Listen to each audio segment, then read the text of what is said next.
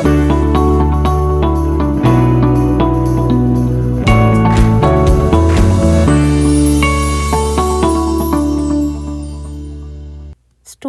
आज के इस वीडियो में हम ये सीखेंगे कि हम पर्टिकुलर इंटीग्रल कैसे निकालते हैं जब भी राइट हैंड साइड फंक्शन जो है एफ एक्स किसी भी लीनियर डिफरेंशियल इक्वेशन का किसके इक्वल होगा, x into we x, where v x is any function of x. तो यानी कि जब भी दो फंक्शंस मल्टीप्लाई में होंगे जिसमें से एक फंक्शन क्या होगा, एक्स रेज टू पावर 1, तो उस केस में हम पर्टिकुलर इंटीग्रल कैसे निकालते हैं स्टूडेंट्स, आज की इस वीडियो में हम ये सीखेंगे। तो स्टूडेंट्स, जब भी हमारे पास right hand side function F X X into we X type का होगा तो उस केस में पी आई निकालने का हमारे पास एक फॉर्मूला होता है। और वो फॉर्मूला क्या होता है स्टूडेंट्स, सबसे पहले हमें ब्रैकेट में क्या लिखना है, एक्स माइनस देन 1 अपॉन में जो भी डी का फंक्शन होता है हमें वो लिख देना है। डिनोमिनेटर में हमें डी का फंक्शन लिखना है और न्यूमरेटर में क्या करना है, हमें उस फंक्शन का डेरिवेटिव लिख देना है। Then bracket close, then into 1 divided by, फिर से हमें डी का फंक्शन लिख देना है और यहाँ पे क्या लिखना है, वी फंक्शन। जो भी एक्स के साथ मल्टीप्लाई होता है उसको हम वी फंक्शन मान लेंगे। तो यहाँ पे हमें जो भी एक्स के साथ मल्टीप्लाई हो रहा होगा वो हमें लिखना है यहाँ पे। नाउ स्टूडेंट्स, इस फॉर्मूले को हमें कैसे अप्लाई करना है ये हम यहाँ पे एक एग्जांपल के थ्रू समझ लेते हैं। फॉर एग्जांपल, यहाँ पे हमें एक ये लीनियर डिफरेंशियल इक्वेशन गिवन है और हमें इसका पीआई निकालना है। तो सबसे पहले हम ये देखते हैं कि राइट हैंड साइड जो है वो किस टाइप की है। तो स्टूडेंट्स, यहाँ पर जो राइट हैंड साइड है वहाँ पे किस टाइप का फंक्शन है, दो फंक्शन मल्टीप्लाई में है जिसमें से एक फंक्शन क्या है, एक्स रेज टू पावर 1। तो यानी कि जो हमारा एफ एक्स है वो इसी टाइप का है, एक्स इंटू वी एक्स, और जो वी एक्स की वैल्यू है वो क्या हो जाएगी, साइन एक्स, क्योंकि जो एक्स रेज टू पावर 1 के साथ मल्टीप्लाई में हो रहा है वो क्या है, साइन एक्स। तो यहाँ पे जो वी एक्स की वैल्यू है स्टूडेंट्स वो क्या हो गई, साइन एक्स। नाउ स्टूडेंट्स, अब हम ये फॉर्मूला अप्लाई करते हैं पी आई निकालने का। तो जो पी आई होगा वो किसके इक्वल हो जाएगा, सबसे पहले हमें ब्रैकेट पुट करना है, देन एक्स माइनस 1 अपॉन में five of d. Five of D का मतलब जो भी डी का फंक्शन गिवन है गिवन इक्वेशन के अंदर। तो यहाँ पर क्या गिवन है, डी स्क्वायर प्लस 1। तो फाइव ऑफ डी की जगह पे हम क्या लिख देंगे, डी स्क्वायर प्लस 1। तो यहाँ पे हम लिख देंगे डी स्क्वायर प्लस 1। उसके बाद स्टूडेंट्स, हमें न्यूमरेटर में क्या लिखना है, डेरिवेटिव लेना है हमें फाइव ऑफ डी का, यानी कि जो भी फंक्शन लिखा है हमने डिनोमिनेटर में उसका हमें डेरिवेटिव लिखना है न्यूमरेटर के अंदर। तो इसका डेरिवेटिव क्या हो जाएगा स्टूडेंट्स, 2d। तो न्यूमरेटर में क्या आ जाएगा यहाँ पे, 2d, यहाँ पे आ जाएगा 2d। Then bracket close, then into 1 divided by five of d. Five of d मतलब जो भी डी का फंक्शन है वो क्या है, d square plus 1, then into v, और वी क्या है हमारा इस केस में, साइन एक्स। तो यहाँ पे हम क्या लिख देंगे, साइन एक्स। स्टूडेंट्स, अभी आगे इस वीडियो में हम एक क्वेश्चन सॉल्व करेंगे, वहाँ पर आपको ये चीज़ अच्छे से क्लियर हो जाएगी कि हमें इस वाले एक्सप्रेशन को सॉल्व कैसे करना है। स्टूडेंट्स, यहाँ पर हमारे पास दो रूल्स लिखे हुए हैं।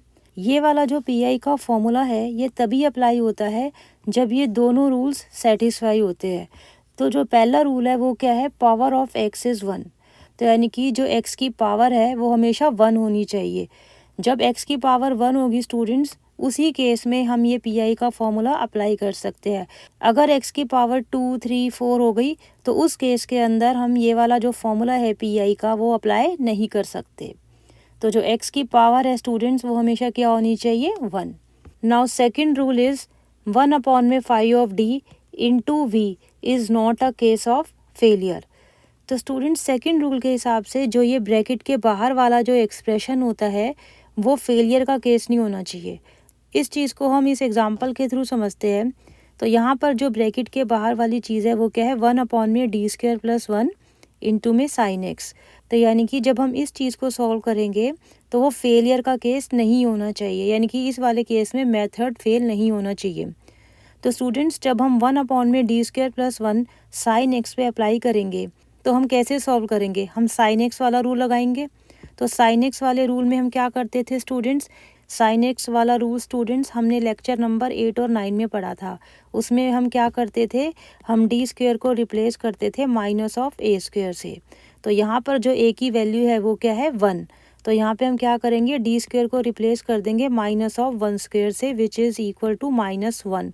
तो यानी कि हम डी स्क्वायर को किससे रिप्लेस करेंगे, -1 से। तो जहाँ पे भी डी स्क्वायर है वहाँ पे हम क्या पुट कर देंगे, -1। तो स्टूडेंट्स जब हम नेक्स्ट स्टेप में डी स्क्वायर की जगह पे -1 पुट कर देंगे तो हमारा क्या आ जाएगा, 0, क्योंकि -1 और ये +1 तो क्या आ जाएगा, 0। तो यानी कि डिनोमिनेटर में क्या आ जाएगा, 0। और जब भी स्टूडेंट्स डिनोमिनेटर में 0 आता है तो हमारा मेथड फेल हो जाता है। ये हम ऑलरेडी लेक्चर नंबर 8 और 9 में पढ़ चुके हैं। तो यानी कि इस वाले एग्जाम्पल के अंदर जब हम ये वाली चीज़ सॉल्व कर रहे हैं तो हमारा डिनोमिनेटर में क्या आ रहा है, 0 आ रहा है। तो इसका मतलब जो हमारा मेथड है वो फेल हो रहा है। तो इसीलिए स्टूडेंट्स इस वाले एग्जाम्पल के अंदर हम जो ये पीआई का फॉर्मूला है वो अप्लाई नहीं कर सकते, क्योंकि जो सेकंड रूल है उसके हिसाब से जब आप ये ब्रैकेट के बाहर वाली चीज़ सॉल्व करते हो तो डिनोमिनेटर में 0 नहीं आना चाहिए, मतलब जो मेथड है वो फेल नहीं होना चाहिए। अगर मेथड फेल हो रहा है तो आप पीआई का ये वाला फॉर्मूला नहीं लगा सकते। तो यहाँ पर हमारे पास जो मैंने यहाँ पे ये एग्जांपल लिया है, इस केस के अंदर जब हम सॉल्व कर रहे हैं तो हमारा डिनोमिनेटर में क्या आ रहा है, 0। तो यानी कि मेथड क्या हो रहा है, फेल। तो इसीलिए इस केस के अंदर हम पीआई का ये वाला फॉर्मूला नहीं लगा सकते। आई होप स्टूडेंट्स जो सेकंड पॉइंट है आपको क्लियर हो गया होगा। अब हम एक एग्जांपल करते हैं सो दैट आपका जो कॉन्सेप्ट है वो अच्छे से क्लियर हो जाए। तो स्टूडेंट्स यहाँ पर हमारे पास ये लीनियर डिफरेंशियल इक्वेशन गिवन है और हमें इसे सॉल्व करना है। तो हमें इस लीनियर डिफरेंशियल इक्वेशन का सॉल्यूशन निकालना है। तो जो सॉल्यूशन होता है वो किसके इक्वल होता है students, complementary function plus particular integral.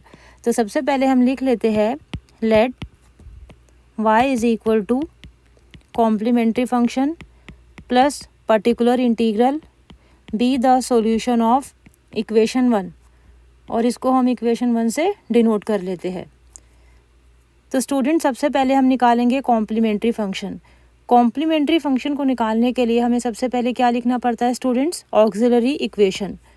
तो यहाँ पे हम सबसे पहले लिखेंगे ऑक्सिलरी इक्वेशन। वो क्या हो जाएगी स्टूडेंट्स, हम कैपिटल डी को स्मॉल m से रिप्लेस कर देंगे। तो हमारे पास क्या आ जाएगा, m² + 2m + 1 = 0। तो स्टूडेंट्स ये आ गई हमारी ऑक्सिलरी इक्वेशन। जो नेक्स्ट स्टेप होता है वो क्या होता है, हमें इस ऑक्सिलरी इक्वेशन के रूट्स निकालने होते हैं। तो स्टूडेंट्स अब हम इस इक्वेशन के रूट्स निकालेंगे। इसको हम कैसे लिख सकते हैं स्टूडेंट्स फर्दर, m² प्लस जो ये 2m है इसको हम स्प्लिट कर देंगे तो हमारे पास क्या आ जाएगा, m + m, then we have +1 = 0। तो यहाँ से हम m कॉमन लेंगे तो हमारे पास क्या आ जाएगा, ब्रैकेट में m + 1, then we have +1 × m + 1 = 0। यहाँ से हमारे पास क्या आ गया स्टूडेंट्स, m + 1 इंटू में m + 1 = 0। तो जो m की वैल्यू है वो क्या आ गई, -1, और जो सेकंड फैक्टर है यहाँ से भी m की वैल्यू क्या आ जाएगी, -1। तो स्टूडेंट्स जो हमारा फर्स्ट रूट है वो क्या है, -1, और जो सेकंड रूट है वो भी क्या है, -1 के ही इक्वल है। तो स्टूडेंट्स यहाँ पर हमारे दोनों रूट्स आ गए। अब हम क्या लिखेंगे, कॉम्प्लीमेंट्री फंक्शन। तो स्टूडेंट्स जो कॉम्प्लीमेंट्री फंक्शन होगा वो किसके इक्वल होगा इस केस के अंदर, ये जो रूट्स है वो क्या है, रियल नंबर्स है और दोनों सेम रूट्स है, यानी कि जो रूट्स है वो रिपीट हो रहे हैं। तो ये कौन सा केस हो गया students, case number 2, when the roots are real and repeated. तो इस केस में स्टूडेंट्स हम कॉम्प्लीमेंट्री फंक्शन कैसे लिखते थे, हम सबसे पहले ये देखते हैं कि रूट्स जो है कितनी बार रिपीट हो रहे हैं। यहाँ पे 2 बार रिपीट हो रहे हैं। तो हम क्या करेंगे, एक ब्रैकेट के अंदर 2 कांस्टेंट्स लिख देंगे, c1 + c2।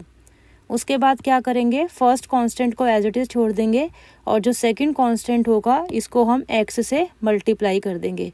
उसके बाद ब्रैकेट के बाहर क्या लिखेंगे, e⁻⁴, जो रूट की वैल्यू है वो क्या है, -1, सो -1 × x विच इज़ -x। तो स्टूडेंट्स ये आ गया हमारा कॉम्प्लीमेंट्री फंक्शन। स्टूडेंट्स यहाँ पर हमने कॉम्प्लीमेंट्री फंक्शन लिख लिया। नेक्स्ट हम निकालेंगे पर्टिकुलर इंटीग्रल। तो स्टूडेंट्स अब यहाँ पर हम देख सकते हैं जो हमारा राइट हैंड साइड फंक्शन है लीनियर डिफरेंशियल इक्वेशन का, वो किस टाइप का है, यहाँ पे क्या है, x⁻1 और उसके साथ कोई भी एक फंक्शन मल्टीप्लाई में है x का। तो इस केस के अंदर जो पीआई का फॉर्मूला होता है स्टूडेंट्स वो किसके इक्वल होता है, सबसे पहले हम फॉर्मूला लिख लेते हैं।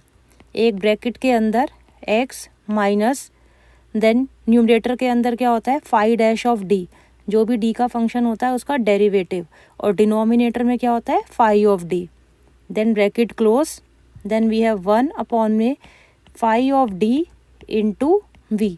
ये हमारा फॉर्मूला है जो जस्ट अभी हमने पढ़ा है। तो इस केस के अंदर जो फाई ऑफ डी है, यानी कि जो डी का फंक्शन है, वो किसके इक्वल हो जाएगा students, D square plus 2d plus 1। तो यहाँ पर हम एक बार लिख लेते हैं, हेयर फाई ऑफ डी किसके इक्वल है, d square plus 2d plus 1। तो जब हम इसका डेरिवेटिव लेंगे, यानी कि जब हम फाई डैश ऑफ डी निकालेंगे, तो किसके इक्वल आ जाएगा, 2d प्लस 2। और स्टूडेंट्स जो ये v फंक्शन है वो किसके इक्वल है, v फंक्शन हमारा कौन सा होता है, जो x के साथ मल्टीप्लाई में होता है। तो यहाँ पे x के साथ मल्टीप्लाई में कौन सा फंक्शन है, cos x। तो जो v फंक्शन है वो किसके इक्वल हो जाएगा, cos x के इक्वल हो जाएगा। तो ये भी हम लिख लेते हैं, जो v है वो किसके इक्वल है, cos x के इक्वल। तो स्टूडेंट्स नेक्स्ट हम क्या करेंगे, ये सारी वैल्यूज़ हम इस फॉर्मूले के अंदर पुट कर देंगे। तो स्टूडेंट्स जब हम ये सारी वैल्यूज़ इस फॉर्मूले के अंदर पुट कर देंगे तो पी आई किसके इक्वल आ जाएगा, P I is equal to bracket के अंदर क्या आ जाएगा, x minus phi dash of d. Phi dash of d किसके इक्वल था, 2d प्लस 2। तो यहाँ पे हम क्या लिख देंगे, 2d plus 2, then divided by phi of d. तो फाई ऑफ डी की जगह पे हम लिख देंगे D square plus 2d plus 1। तो यहाँ पे क्या आ जाएगा, d square plus 2d plus 1, then bracket close, then into 1 divided by phi of d which is d square plus 2d plus 1 and into में v क्या है, cos of x। Now students अब हम नेक्स्ट स्टेप में क्या करेंगे, जो ये ब्रैकेट के बाहर वाली टर्म होती है स्टूडेंट्स, सबसे पहले हम इसको सॉल्व करते हैं। तो यहाँ पर जो फंक्शन है स्टूडेंट्स वो किस टाइप का है, कॉस ऑफ ax टाइप का है, और जो a की वैल्यू है वो क्या है, 1। तो इस केस के अंदर स्टूडेंट्स हम क्या करते थे, हम डी स्क्वायर को रिप्लेस करते थे माइनस ऑफ ए स्क्वायर से, और यहाँ पर जो a की वैल्यू है वो क्या है, 1। तो हम क्या करेंगे, डी स्क्वायर को रिप्लेस कर देंगे -1 से। तो जहाँ पर भी डी स्क्वायर है स्टूडेंट्स, वहाँ पर हम क्या लिख देंगे, -1। स्टूडेंट्स ये चीज़ हम लेक्चर नंबर 8 और 9 में ऑलरेडी डिटेल में पढ़ चुके हैं। तो अगर आपको कोई भी डाउट है तो आप वो वाली वीडियो देख सकते हो। तो स्टूडेंट्स अब हम नेक्स्ट स्टेप में क्या करेंगे, हम डी स्क्वायर को रिप्लेस कर देंगे -1 से। सो हमारा नेक्स्ट स्टेप क्या हो जाएगा, दिस इज़ इक्वल टू, जो ब्रैकेट के अंदर का एक्सप्रेशन है उसको हम एज इट इज़ लिख देंगे, divided by d square plus 2d plus 1, then bracket close, then into 1 divided by, जहाँ पर भी डी स्क्वायर है वहाँ पे हम क्या पुट कर देंगे, -1। तो हमारे पास क्या आ जाएगा, -1 प्लस 2d प्लस 1 और cos x as it is. Now students अब हम डिनोमिनेटर के अंदर देख सकते हैं, यहाँ पे क्या है -1 और यहाँ पे क्या है +1। तो ये दोनों क्या हो जाएंगे, कैंसिल आउट हो जाएंगे। तो हमारे पास क्या बच गया, खाली डिनोमिनेटर में 2d। तो नेक्स्ट स्टेप क्या हो जाएगा स्टूडेंट्स, हमारा जो ये ब्रैकेट के अंदर है इसको हम एज इट इज़ लिख देंगे, divided by d square plus 2d plus 1, then bracket close, then into 1 divided by, denominator में क्या बचा है, खाली 2d, then into cos of x। Now students इस वाली टर्म के अंदर अब हम देख सकते हैं जो 1/2 है ये तो कांस्टेंट है, और हमारा क्या बचा है, डिनोमिनेटर में d। तो जब भी स्टूडेंट्स हमारा 1/d होता है तो इसका मतलब क्या होता है, हमें जो भी फंक्शन हमें यहाँ पे गिवन होता है हमें उसका क्या करना होता है, इंटीग्रेशन। स्टूडेंट्स मैंने ये बताया था कि जो 1/d होता है इसका मतलब क्या करना है, आपको इंटीग्रेशन करना है जो भी फंक्शन गिवन है। तो यहाँ पे हमारे पास क्या है, 1/d, और जो फंक्शन है वो क्या है, cos x। तो इसका मतलब हमें नेक्स्ट स्टेप में क्या करना होगा, cos x का इंटीग्रेशन।